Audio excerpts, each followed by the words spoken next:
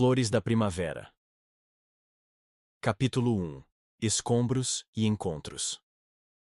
O inverno de 1954 ainda castigava Seul com sua crueldade implacável. As cicatrizes da Guerra da Coreia eram visíveis em cada esquina da cidade. Prédios reduzidos a escombros, ruas antes movimentadas agora silenciosas, rostos cansados que ainda carregavam o terror dos bombardeios. Son Mi-ja, filha do respeitado médico tradicional Dr. Son Tai-wook, caminhava cuidadosamente entre os destroços do que antes era o próspero bairro comercial de Jongno. Seu delicado hanbok azul celeste, presente de sua falecida mãe, contrastava com a paisagem cinzenta. Ela havia saído em busca de ervas medicinais para ajudar seu pai, que atendia incansavelmente os feridos em seu pequeno consultório improvisado.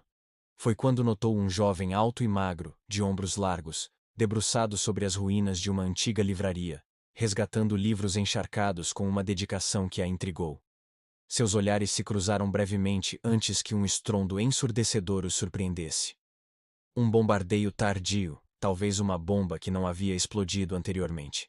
Sem hesitar, o desconhecido lançou-se sobre Mi-ja, protegendo-a com seu próprio corpo enquanto fragmentos e poeira caíam ao redor deles.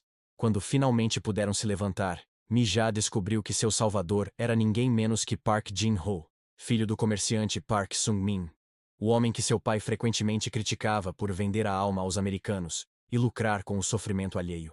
O mesmo rapaz que, sem que ela soubesse, havia arriscado a própria vida contrabandeando medicamentos através de checkpoints militares para que seu pai pudesse tratar pacientes durante os piores dias do conflito. Você deveria ter mais cuidado, disse ele com um tom de preocupação genuína, e não de repreensão. Ao retornarem para suas respectivas casas naquela tarde fria, ambos descobriram com horror que o último bombardeio havia danificado ainda mais suas residências, tornando-as praticamente inabitáveis. As autoridades locais, sobrecarregadas com a reconstrução da cidade, ofereceram uma solução temporária que horrorizou ambas as famílias: compartilhar o que restara da antiga mansão do avô de Mi-ja, a única estrutura ainda parcialmente de pé no quarteirão. Uma parede improvisada foi erguida às pressas para dividir o espaço, criando uma fronteira artificial que, assim como a linha do paralelo 38 que agora dividia a península coreana, tentava separar o que naturalmente deveria estar unido. Naquela primeira noite sob o mesmo teto, separados apenas por finos painéis de madeira, tanto Mi-ja quanto Jin-ho permaneceram acordados, conscientes da respiração um do outro. Inimigos por herança, unidos pelo destino implacável da guerra. Capítulo 2. Muros invisíveis. Os dias se transformaram em semanas enquanto as duas famílias mantinham uma hostilidade silenciosa que pesava no ar, como a umidade persistente do inverno coreano. De um lado da parede improvisada, Dr. Son Tae-wook continuava atendendo pacientes em um consultório montado na antiga sala de estar, receitando medicamentos tradicionais e criticando abertamente os remédios americanos que o Sr. Park vendia. Do outro lado, Park Sung-min e seu filho organizavam um pequeno comércio de produtos importados, principalmente itens que os soldados americanos revendiam no mercado negro. Mi-ja e Jin-ho evitavam-se nos espaços comuns, trocando apenas olhares furtivos e cumprimentos formais quando o encontro era inevitável. Durante a noite, porém, Mi-ja não conseguia dormir. Através das paredes finas, ela ouvia Jin-ho tocando sua velha flauta de bambu. Uma melodia melancólica e estranhamente familiar que parecia ecoar algo profundo em sua memória. Era a mesma canção que seu falecido avô costumava tocar nas noites de verão, sentado no pavilhão do jardim, antes que a guerra destruísse tudo. Uma coincidência que ela julgava impossível. Até que, certa tarde, enquanto procurava linhas para costurar um kimchi bokkeumbap rasgado, encontrou escondida entre os pertences de sua mãe uma fotografia amarelada pelo tempo. Na imagem desbotada, dois jovens sorridentes vestindo o uniforme do exército imperial japonês posavam lado a lado. Mi-ja reconheceu imediatamente seu avô, mas o outro homem, com uma semelhança impressionante com Jin-ho, era um mistério. Virando a fotografia, encontrou uma dedicatória em caligrafia elegante. Para meu irmão de alma, Son Young-hwan, que o destino nos reúna novamente após esta escuridão. Com profundo respeito, Park Ji-sung. Quando confrontou seu pai sobre a fotografia durante o jantar frugal daquela noite, o velho médico ficou pálido. Suas mãos enrugadas tremeram ligeiramente antes que ele fechasse os olhos cansados e murmurasse apenas: algumas histórias são como feridas de guerra, Mija. É melhor deixá-las cicatrizar em silêncio. Nessa mesma noite, um apagão repentino atingiu o bairro inteiro, mergulhando a casa dividida na escuridão total. Mija saiu ao pequeno jardim interno que conectava as duas partes da casa, em busca de ar fresco, levando consigo apenas uma vela tremulante. Foi lá que encontrou Jin-ho, contemplando o céu estrelado com expressão distante. Também encontrou a fotografia? Perguntou ele suavemente, surpreendendo-a. Meu pai proibiu qualquer menção ao passado, mas não consegui ignorar a coincidência da flauta. Sob a luz vacilante da única vela que compartilhavam sentados nas pedras frias do que um dia foi um magnífico jardim, os dois jovens passaram horas conversando em sussurros sobre sonhos interrompidos, lembranças fragmentadas e uma cidade que ambos mal reconheciam, enquanto ao redor deles, invisíveis na escuridão, pequenos brotos verdes começavam a surgir entre os escombros, anunciando silenciosamente a primavera que se aproximava. Capítulo 3. Segredos de família. A primavera chegou a Seul como um milagre inesperado, trazendo flores teimosas que brotavam entre os escombros e uma suave brisa que parecia limpar o ar pesado do inverno. Com o degelo, vieram também as doenças sazonais, forçando o Dr. Song a trabalhar até a exaustão. Durante uma dessas crises, Mijao acompanhou até o único hospital ainda em funcionamento na região, administrado pelo exército americano, para buscar suprimentos médicos. Enquanto seu pai discutia com um médico militar sobre tratamentos, ela esperava na sala adjacente, repleta de documentos e arquivos médicos. Foi ali, remexendo distraidamente uma pilha de papéis antigos, que encontrou um diário de capa de couro com o nome de seu pai gravado. A curiosidade venceu o respeito, e Mijá começou a folhear as páginas amareladas, descobrindo uma verdade que abalaria os alicerces de ambas as famílias. O diário revelava que os avós, Song Young-hwan e Park Ji-sung, não eram apenas amigos, mas irmãos de sangue, separados durante a ocupação japonesa quando crianças. Park Ji-sung fora adotado por uma família colaboracionista, enquanto Young-hwan permanecera com os pais biológicos, que participavam ativamente da resistência. Esta revelação explicava por que as famílias nunca mencionavam o passado e mantinham uma inimizade tão profunda. Não era apenas uma questão política, mas um doloroso lembrete de lealdades divididas e laços familiares rompidos pela turbulenta história coreana. A descoberta tornava Mijá e Jin-ho primos de segundo grau. Uma ironia cruel do destino que os aproximava pelo sangue, enquanto convenções sociais os mantinham afastados. Mijá guardou o segredo por dias, incerta sobre como abordar o assunto com Jin-ho, até que um evento inesperado precipitou tudo. Soldados americanos apareceram no bairro, oferecendo passagens para famílias que desejassem emigrar para os Estados Unidos, como parte de um programa de refugiados.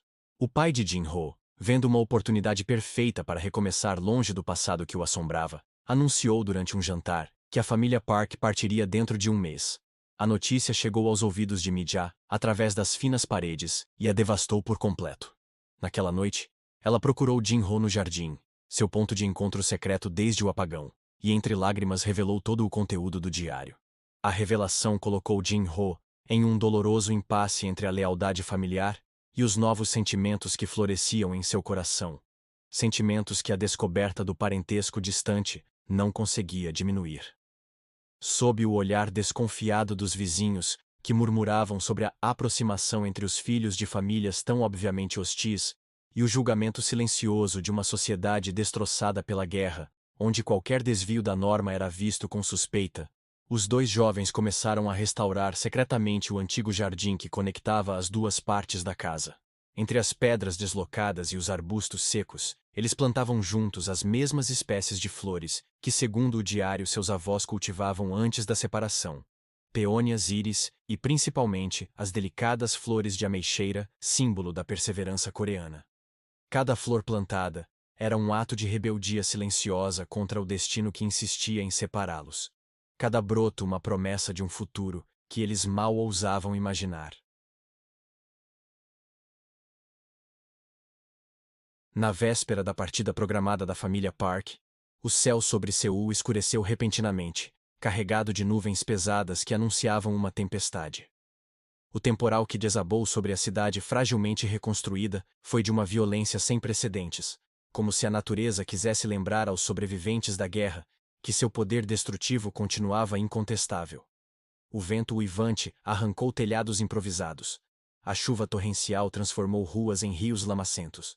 E relâmpagos iluminavam o céu com uma fúria que fazia crianças e adultos igualmente se encolherem de medo. Na casa dividida, a água começou a infiltrar-se pelas rachaduras do teto, e um estrondo ensurdecedor anunciou o desmoronamento do que restava da parede improvisada que separava as famílias Song e Park. Com as estradas bloqueadas e o risco de deslizamentos, todas as famílias do bairro foram forçadas a buscar abrigo no único espaço seguro disponível. A antiga sala comunal no centro do que restava da mansão ancestral, um cômodo que ironicamente nunca havia sido dividido pela parede improvisada.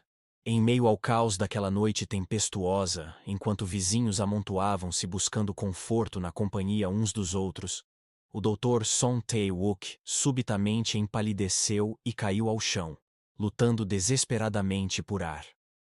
Anos de trabalho exaustivo, má alimentação e o estresse constante da guerra haviam finalmente cobrado seu preço em forma de um grave colapso respiratório. Com as estradas bloqueadas pela tempestade, o hospital americano era inacessível, e os medicamentos convencionais do Dr. Song haviam se perdido na inundação do consultório improvisado. Foi então que Jin-ho, para espanto de todos os presentes, avançou com confiança.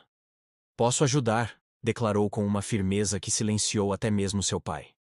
De uma pequena bolsa de couro que sempre carregava consigo, extraiu uma coleção de ervas e raízes cuidadosamente secas. Com gestos precisos aprendidos secretamente com seu avô antes da guerra, preparou uma infusão complexa que administrou ao médico inconsciente. Durante toda a noite, enquanto a tempestade rugia lá fora, Jin-ho permaneceu ao lado do Dr. Song, monitorando sua respiração, aplicando cataplasmas de ervas em seu peito e sussurrando antigas orações que seu avô lhe ensinara. Quando o amanhecer finalmente chegou, trazendo consigo um sol hesitante que se filtrava através das nuvens dispersas, o Dr. Song abriu os olhos, respirando com normalidade pela primeira vez em muitas horas.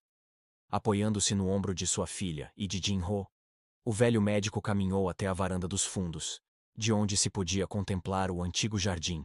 O que viram deixou a todos sem palavras. A tempestade, ao invés de destruir o trabalho secreto dos jovens, parecia tê-lo abençoado. O jardim que Mi-ja e Jin-ho vinham restaurando em segredo durante semanas, agora brilhava sob a luz matinal. Um exuberante oásis de flores entre os escombros da cidade, onde peônias íris e flores de ameixeira desabrochavam com um vigor que parecia desafiar a própria guerra. Diante daquela visão quase sobrenatural de beleza em meio à devastação, os patriarcas finalmente confrontaram o passado que por tanto tempo tentaram enterrar.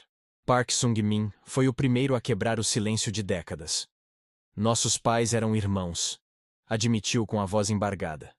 "Separados pela mesma guerra que agora separa nosso país." Voltando-se para o Dr. Song, acrescentou: "Prometi ao meu pai adotivo em seu leito de morte que jamais reconheceria esses laços, que manteria a família Park afastada dos Song. Foi um juramento feito no medo e no orgulho. E hoje vejo como esse ciclo de separações precisa terminar." Sob as flores de cerejeira que haviam sobrevivido milagrosamente tanto à guerra quanto à tempestade, as duas famílias selaram uma reconciliação há muito adiada.